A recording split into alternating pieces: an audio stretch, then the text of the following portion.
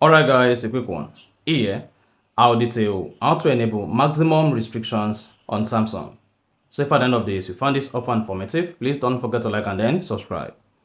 Now the first thing to do is go ahead and open the settings app of your Samsung phone. Scroll down, locate and click on security and privacy. Now scroll down the security and privacy page. Locate and click on auto blocker. Now click on auto blocker, turn on auto blocker. Then scroll down, locate and click on maximum restrictions. Then turn on maximum restrictions. What this is going to do is going to turn on protection for apps, block device admin apps, block 2G networks, block auto reconnection to non-secure Wi-Fi networks, block auto download messages attachment, block hyperlinks and previews, remove location data when sharing pictures, blocked share albums, and remove location data when sharing pictures. And that's it.